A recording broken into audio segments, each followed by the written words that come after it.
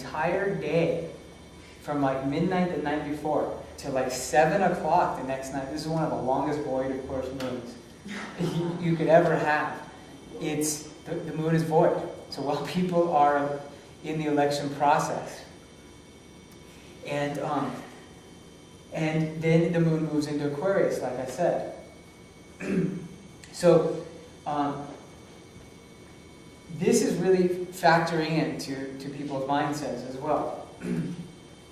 And the interesting thing is that on Inauguration Day, at the moment of the inauguration, which always takes place right at 12 p.m., this is a locked-in thing, and this is very important.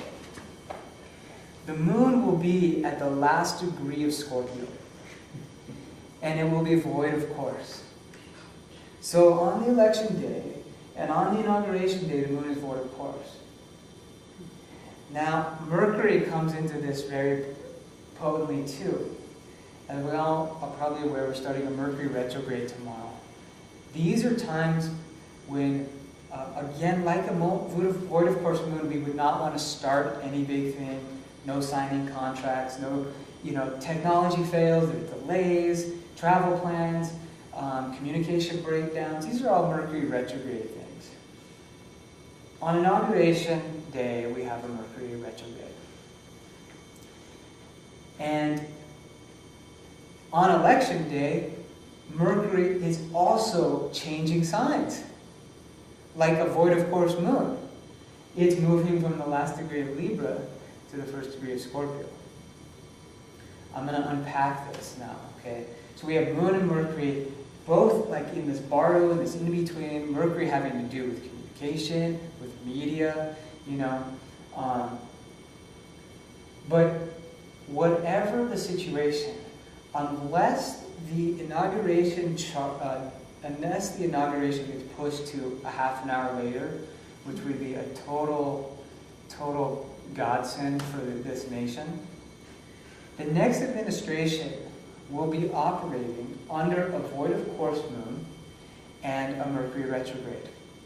Basically, it sucks for whoever is in charge, and this nation is not going to be in a very, very good state. Just from that, looking at that right there, we're starting an administration where all communication isn't coming through, where there's a lot of breakdown within, and there may not be any forward progress at all. That's what that combination looks like, okay? That's a little peek into the inauguration chart, but it's resonant with what's happening on the election day chart.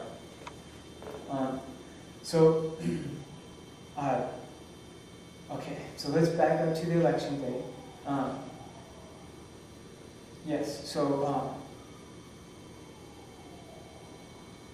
We have something that happens every year, or every 4 years or 2 years, where this country, and I don't know why this is, but the elections always take place in November.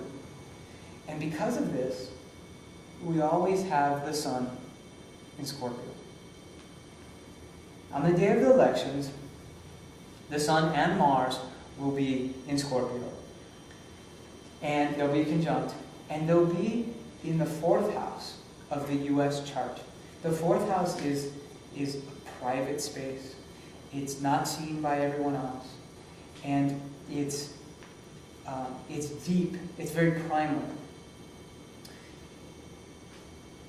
When you put Scorpio and the 4th house together like this, we would say that there's some pretty powerful Scorpio word, hidden Scorpio word, possibly occult or underworldly activities taking place.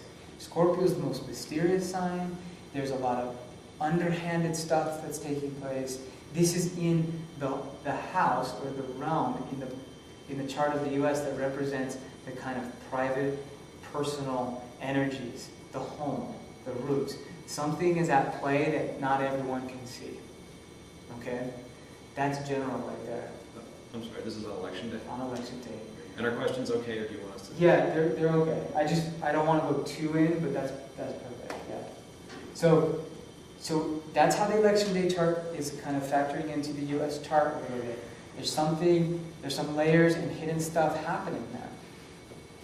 And because Mars is involved with the Sun, there can be, there's some battles. Mars represents that tension, that struggle, that confrontation. And obviously, we've seen this before in the last 2 elections. Okay, we know that there were underhanded stuff going on, possible rigging of things. That's definitely a possibility, again, with just that one placement, okay? The other thing is that Mercury changing signs from Libra about balance, fairness, justice, harmony, the scales of justice, moving in on that day to Scorpio. Those same energies of hidden powers, depth, intensity, darkness. That may be significant too. It adds a scorpionic layer there. Okay? So that's a little bit of some general things on the election day chart. Okay? Now,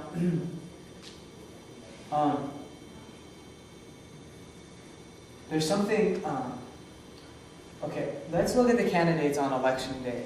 Okay? So, I'm going to get into some planetary specifics now. So,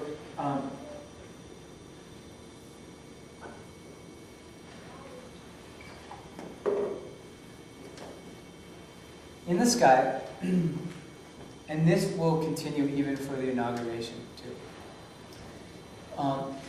For John McCain, I'm going to start with John McCain.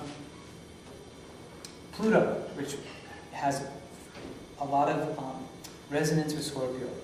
Pluto represents power, wealth, intensity, obsession, compulsion, these kinds of deeper themes. Could represent kind of the big CEO, it's everything big. Pluto is right on top. Now, Pluto moves very slowly, so this is a very rare phenomenon. It would only happen once every 250 years. Pluto is on John McCain's North Node. The North Node is, like we said, where the soul is going. Okay, it's kind of magnetic life force. I find this very powerful. This is on the election, the inauguration, throughout 2009. Okay, and bringing power, bringing wealth, bringing intense, really intense energy to his soul. Okay. So we have Pluto on John McCain's North Node. We also have this asteroid series, which is as big as Pluto. And she represents abundance, fertility, this kind of bounty, okay? She is on John McCain's Sun, in his 11th house. His Sun is life force, how he's radiating, how people see you. And 11th house is the house of success through the people that we know.